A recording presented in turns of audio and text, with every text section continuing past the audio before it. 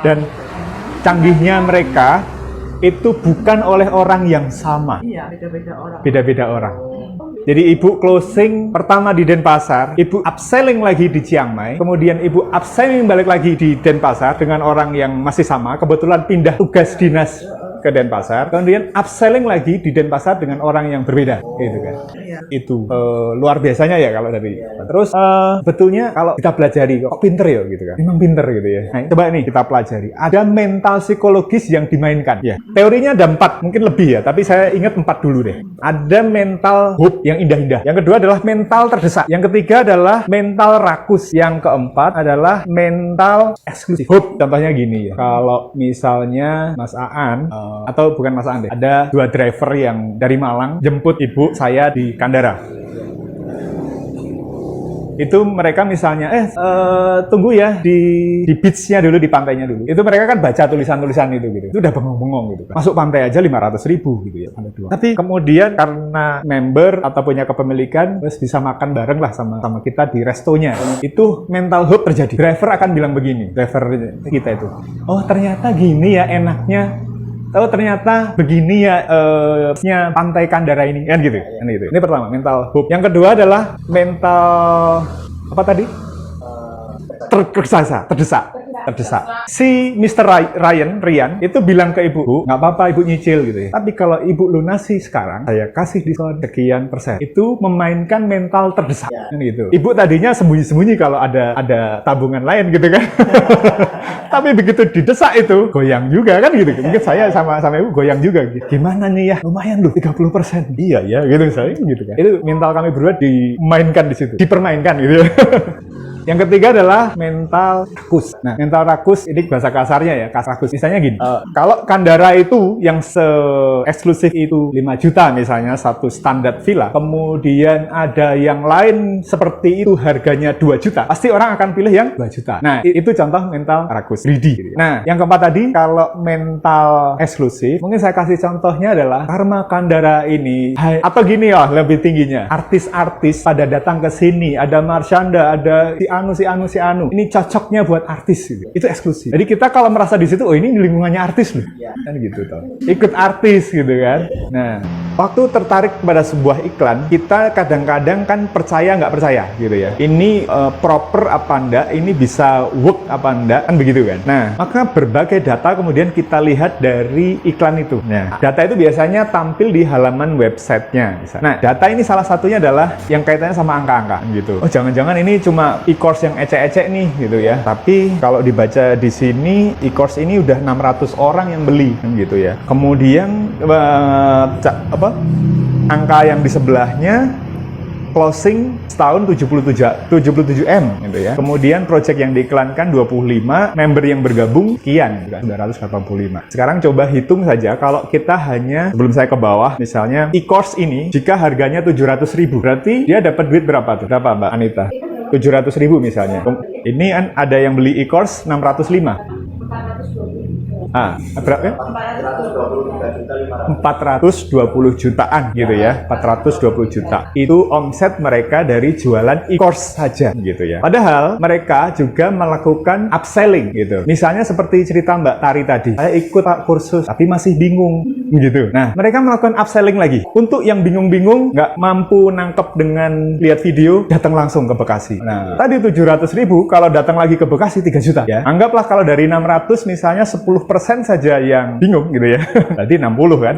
60 kali 3 juta 18 juta ya. Jadi pluskan aja yang tadi ditambah upselling-nya lagi kan gitu. Upselling-nya lagi mereka punya produk-produk lainnya juga setelah ini. Nah, saya tidak lanjut terlalu dalam ke sana, tapi sebagai contoh upselling. Coba kita tarik dengan Gria Elisa ini ya. Nah, kalau Gria Elisa ini 700, saya keluar duit 700.000 saja, mikirnya berbulan-bulan gitu kan. Apalagi ngeluarin duit ratusan juta kan gitu. Jadi mikirnya lebih panjang lagi gitu kan. Jadi istilahnya adalah customer journey atau perjalanan perjalanan orang untuk memutuskan beli itu tentu logikanya jauh lebih panjang daripada saya yang beli 700.000. Perjalanannya lebih panjang, dan perjalanan yang panjang itu pun harus melalui kayak dikasih jalur gitu loh, yang kira-kira itu agak jelas gitu kan. Nah, misalnya gini, kalau saya berhenti di sini aja, sebetulnya ini kalau diseret ke bawah itu adalah jalur-jalur untuk membangun kepercayaan ya. Ini yang hanya saya sebutlah ini sekian halaman ya. Misalnya begini, saya belum percaya nih dengan angka ini kan kata dia kan gitu. Nah, maka saya akan scroll lagi ke bawah, kemudian saya baca ini gitu kan. Oh, kalau screenshot ini saya yakin bukan kata dia tapi kata orang lain kan begitu. Itu pun saya plototin, bacain satu-satu, kira-kira rekayasa apa enggak nih percakapan di sini kan begitu. Testimoni ini. Nah, ternyata kayaknya logikanya nggak mungkin deh kalau kayak gini rekayasa gitu kan.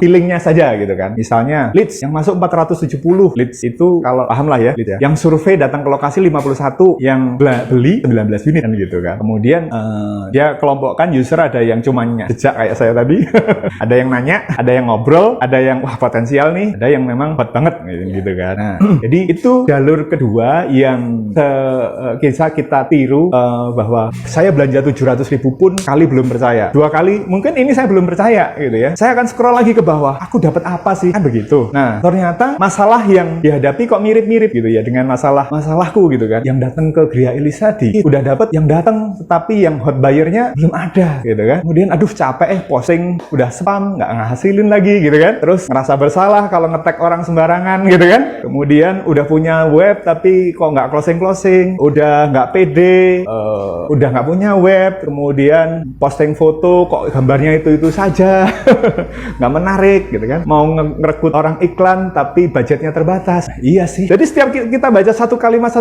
ini dalam hati, iya, gitu kan. Nah terus iya, gitu kan. Yojo bingung gitu kan. Yojo bingung. Nah ikutlah ini kan gitu. Dia menyodorkan baru lari ke produk. Baru kalau lari ke produk ya. Kemudian apa formulanya? Tingkatkan bisnis properti Anda sekarang juga. Saya agak percepat. Nah ini dia punya 4 produk.